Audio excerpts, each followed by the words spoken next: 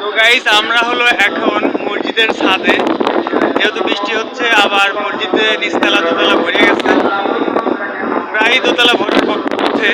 তো আমরা ছাদে চলে আসছি। আমার সাথে রয়েছে আলিশা বাবা। আপনারা যদি আসেন অবশ্যই উপরে উঠবেন। ছাদ থেকে দরবারের ভিউটা একদমই অন্যরকম লাগে। নিচ থেকে আসলে এক রকমের ভাইব, আর উপরে উঠলে ঠিক আপনার মানে আর এক রকমের ভাইব। অর্থাৎ আপনি এখানে আসলে একটা মোটিভেশন পাবেন এবং আপনার যে নিচের যে ওয়েদার এর সাথে উপরের ওয়েদারের মিল নাই। কারণ এখানে আসলে মনে হবে যে আপনি যেন একদম নিরিবিলি হয়ে গেছে, একটা লোক নাই।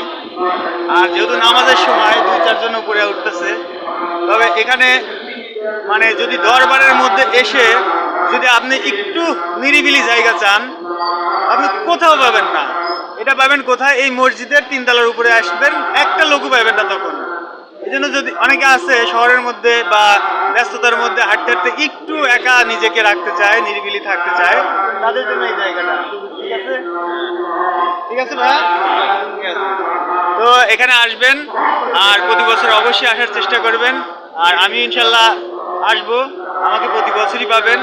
আর আমাকে যদি দেখতে চান, আমাকে যদি আমার সাথে আসতে চান, তাহলে জিন্দানিতে আগামী বছর দাওয়াত রইল। ঈদের 2-4 দিন আগে হয়তো ওরসটা হবে। আসবেন, আমাকে পেয়ে যাবেন, খুঁজলেই পাবেন, এখানে আসলেই পাবেন নাকি। আর যদি আলিশা বাবাকে চান, তাহলে আপনার অন্ততপক্ষে 1 বছর আগে থেকে আপনার চাইতে হবে। আর কারো মাধ্যম দিয়ে পাবেন না, এটা সরাসরি পাবেন। আমি যেভাবে পেয়েছি, আমার পূর্বে ভিডিওগুলো দেখবেন, ওখানে দেয়া আছে, ওগুলো ফলো করলে আপনি পেয়ে যাবেন। তো গাইস, আজকের মতো এখানেই বিদায় নিচ্ছি। আলিশা বাবা সালাম দিয়ে দেন, বিদায় দিয়ে দেন।